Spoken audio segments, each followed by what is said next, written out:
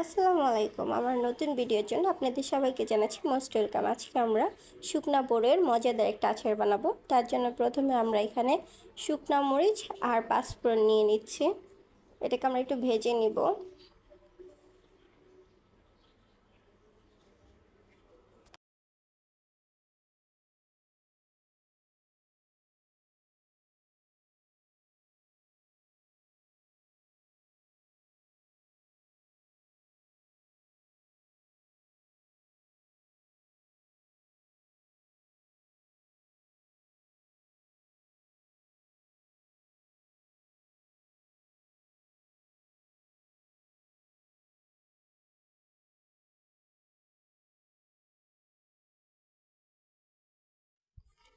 ভাজা হয়ে গেছে, এবার আমি ব্লেন্ডার করে নিব মশলাটাকে।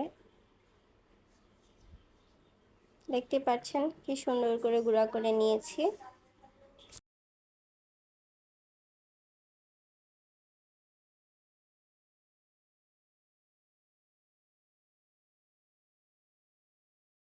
এবার শুকনো বড়ইগুলোকে আমি একটু গরম পানিতে দিয়ে হালকা সিদ্ধ করে নিব।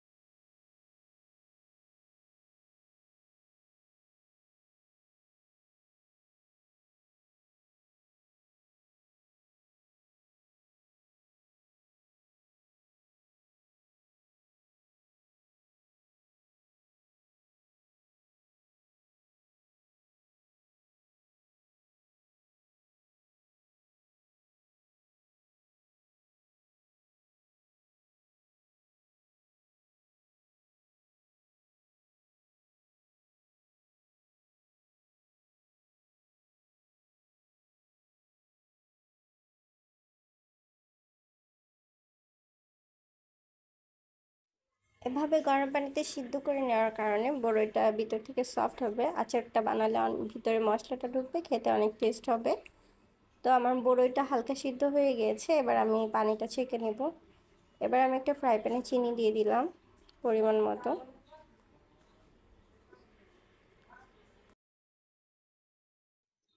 এবার আমি এখানে ভিনেগার দিয়ে দিব 1/3 কাপের মতো।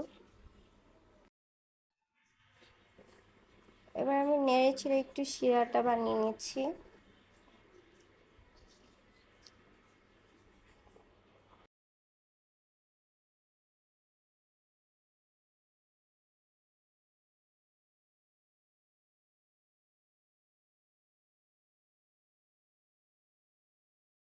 এখন আমি সিদ্ধ করে রাখা বড়ইটা দিয়ে দিচ্ছি। পানিটা ছেঁকে রেখেছিলাম। চিনির সাথে একটু উলট পালট করে নেব।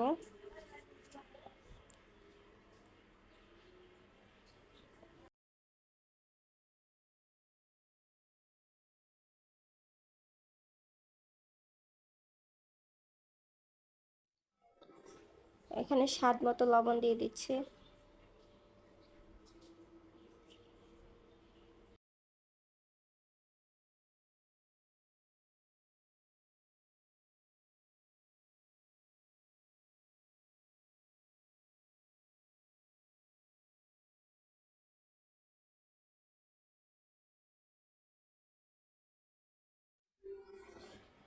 নেড়ে চেড়ে এবার আমি আগে থেকে গুঁড়া করে রাখা মশলাটা দিয়ে দেবো এখানে।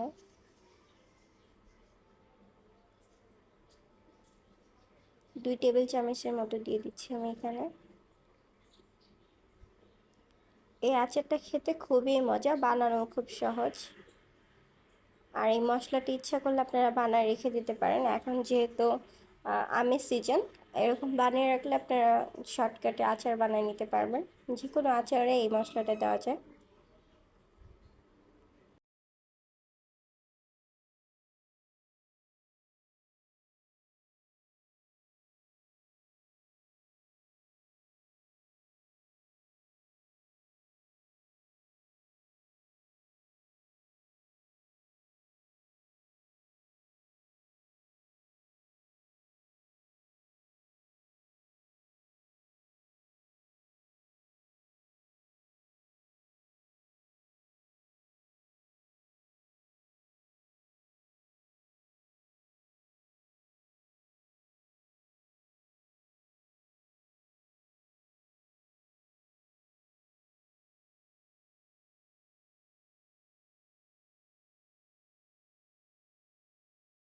এভাবে বানিয়ে আপনার 1 বছরের মতো সংরক্ষণ করতে পারবেন। যেহেতু ভিনেগার দিয়েছি, আচারটা দেখতে যেমন সুন্দর, খেতেও খুবই সুস্বাদু। আর প্রত্যেকটা বোরের ভিতরে মশলাগুলো ঠিকমতো ঢুকেছে, দেখতে পাচ্ছেন কত সুন্দর হয়েছে।